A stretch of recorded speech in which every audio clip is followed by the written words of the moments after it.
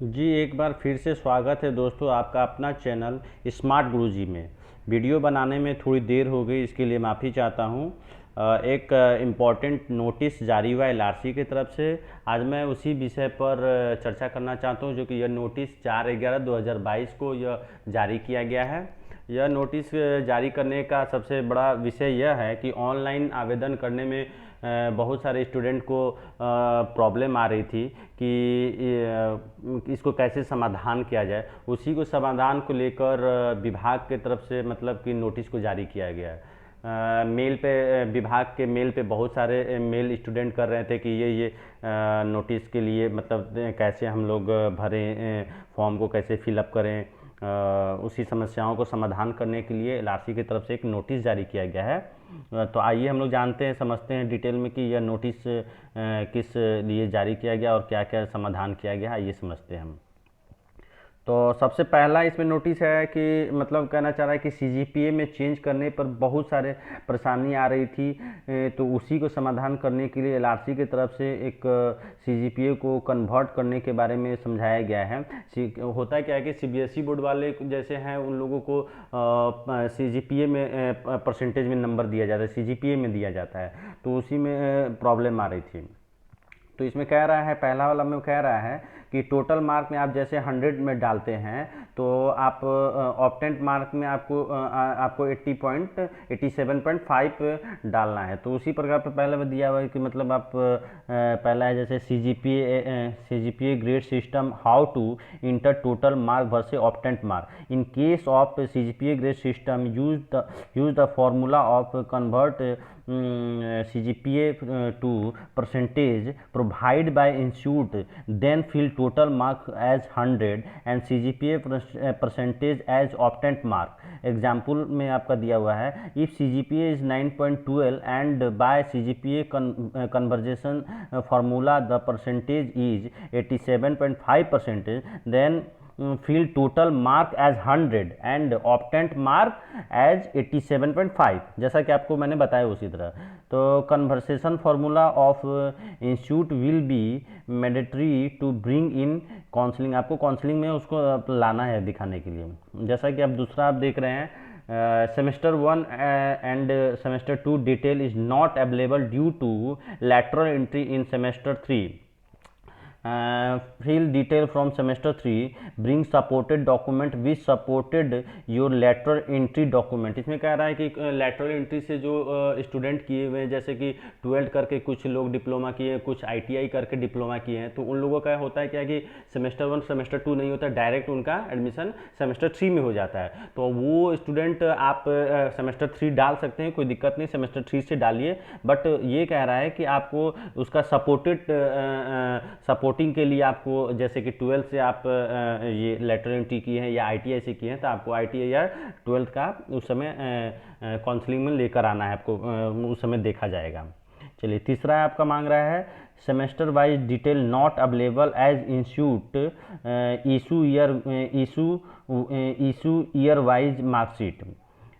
fill year wise detail, bring affidavit in counseling which state that your institute provide year wise result only।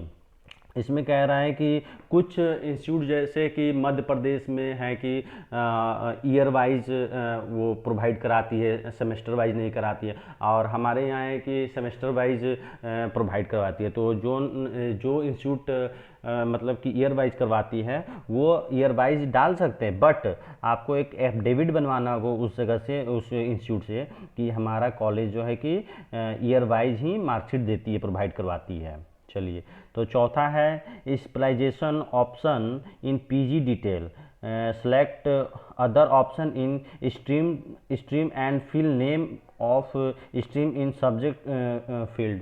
मतलब कि PG वाला तो खैर हमको भी पता नहीं, मुझे भी नहीं पता है, खैर इसको स्किप किया जाए। पांचवा समझते हैं, requirement for UAN EPF number 4 SS Kanungo and SS ASO. UAN EPF and PAN is mandatory if you are claiming experience। अगर आप SS Kanungo and SS ASO का आप फॉर्म भर रहे हैं तो उसमें आपको एक्सपीरियंस डालना ही डालना है। तो जो एक्सपीरियंस किए हैं तो उन्हें तो UAN नंबर मिलता ही है और पैन नंबर तो उसको मतलब कि डालना ही डालना है। चलिए छठा समझते हैं। In clerk instant of 12 can I fill diploma detail. Since diploma is equivalent to 12th one can fill diploma detail instant of 12 change level is from as 12 equivalent. इसमें पूछ रहा है कि क्लर्क का फॉर्म कुछ लोग कुछ स्टूडेंट दुविधा में थे कि डिप्लोमा का फॉर्म मतलब डिप्लोमा मेरा सर्टिफिकेट है तो 12th इक्विवेलेंट है या नहीं है। तो इसमें साफ साफ बताया गया है कि हाँ डिप्लोमा जो है कि 12th इक्विवेलेंट है। तो आप क्लर्क का भी फॉर्म भर सकते हैं बिना सोचे समझे। तो सातवां समझते क्या है। Certificate number not available on marksheet. Enter enrolment number in the field of mark sheet number। bring affidavit is in counseling which state that your institute does not provide certificate number or mark sheet। इसमें कह रहा है कि कुछ institute जो है कि marksheet और सीरियल नंबर वो मतलब सर्टिफिकेट नंबर इशू नहीं करती है। जो इंस्टीट्यूट अगर आपका सर्टिफिकेट नंबर इशू नहीं करती है उनको क्या करना है कि काउंसलिंग के समय एक एफिडेविट इंस्टीट्यूट से बना कर लाना है कि हमारा इंस्टीट्यूट सीरियल नंबर ये प्रोवाइड नहीं कराती है। उसके बदला आप इनरोलमेंट नंबर डाल लीजिए या तो फिर रोल नंबर भी डाल सकते हैं या रजिस्ट्रेशन नंबर डाल सकते हैं। आप डाल सकते हैं, इसके लिए आपको कोई दिक्कत नहीं होगा, लेकिन आपको इंस्टीट्यूट से एक एफिडेविट बनाकर लाना होगा। आठवां कह रहा है due to error in any subject of a semester 2 marksheet issue for the same semester which should I upload please upload final certificate. ये हाँ 8 नंबर जो पॉइंट है बहुत ही इंपॉर्टेंट पॉइंट है उन लोगों के लिए, उन बच्चों के लिए जो गवर्नमेंट से पढ़े हुए हैं, डिप्लोमा किए हुए हैं, उनके लिए खास करके। इसमें ये बताया गया है कि गवर्नमेंट में होता क्या है कि एग्ज़ाम देने पर कि वो 6 सेमेस्टर में किसी का ये बैकलॉग लग जाता है। बैकलॉग लगने पे होता है क्या, उनको 7 पेपर मिलता है। तो 7 पेपर आपको अपलोड नहीं करना है, उसमें से आपको ओनली फाइनल वाला जो है 6 सेमेस्टर का डालना है, जो फाइनल रिजल्ट है वही सारा डालना है। ये बहुत ही इंपॉर्टेंट नोटिस है उन लोगों के लिए जो गवर्नमेंट से की है उनके लिए। तो यह इसके लिए बहुत ही अच्छा ये बताया गया है। चलिए 9 नंबर समझते हैं। will filling the application some detail like name, father name, mother's name, category, date of birth etc entered wrong by mistake, you can change each and every detail in reception window period.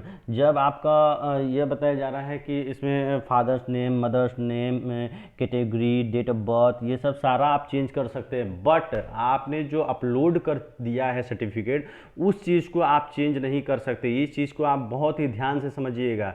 आप जिस चीज़ को आप upload कर दिए उसे आप change नहीं कर सकते हैं। सिर्फ नाम और डेट ऑफ बर्थ यही सब आप चेंज कर सकते हैं, कैटेगरी यही सब। तो इसीलिए आप इस चीज़ को बहुत ही ध्यान से भरिएगा। तो 10वां नंबर क्या बोल रहा है, my Aadhaar is not validating, Aadhaar verification is mandatory, please get your Aadhaar detail verified, if unable to verify please visit Aadhaar centre. इसमें आधार नंबर तो डालना ही और उसको वेरीफाई कराना, और अगर वेरीफाई नहीं हो रहा है तो आपको कह रहा है कि इसको तो कराना है ही, और आप अगर नहीं हो रहा है तो आधार सेंटर पे जाके इसे पहले ठीक करवाएं और इसे समझ के इसको करवाएं, क्योंकि इसमें डालना है, इसमें मांग ही रहा है एकदम, इसके कोई समस्या का समाधान नहीं है। तो 11 नंबर क्या बोल रहा है, technical issue like server error will find submit final submit the application all such issue resolve. ये एक इशू आ रही थी कि फाइनल सबमिशन जब एप्लीकेशन को किया जा रहा था उस समय कुछ टेक्निकल इशू आ रहा था, या तो नहीं हो रहा था तो हो भी जा रहा था, तो उसी के लिए रिगार्डिंग में किया गया है। तो ये अब इसको रिसॉल्व कर दिया गया है। Original certificate has not be issue yet by institute, can I apply with provisional? Yes, but you have to bring affidavit regarding the same। ये कुछ इंस्टीट्यूट में है कि अभी उनको सर्टिफिकेट इशू नहीं करता, जैसे सीबीएसई वाले को भी नहीं करता सर्टिफिकेट, तो उसी पर लेकर बताया गया है कि आप कर सकते हैं, कोई दिक्कत नहीं है, लेकिन उसके जगह पर आप मार्कशीट उसको अपलोड कर दीजिए, कोई दिक्कत नहीं है। लेकिन आपको उस समय काउंसलिंग के समय आपको एक एफिडेविट लाना होगा इंस्टीट्यूट से, कॉलेज से, स्कूल से लिखवा कर कि हम ये प्रोवाइड नहीं होता है। तो ये सब का आपको ध्यान देना होगा, और ये बहुत ही इम्पोर्टेंट नोटिस है हम लोगों के लिए, और इस पर हम लोग और भी अच्छे से चर्चा करेंगे आगे चलकर, और आगे आने वाले दिनों पे हम लोग और भी अच्छे कुछ न्यूज़ बनाएंगे, और कुछ दिनों बाद हम लोग इस पे भी चर्चा करेंगे कि कितना परसेंटेज पे हम लोग का सिलेक्शन होगा। सो धन्यवाद दोस्तों।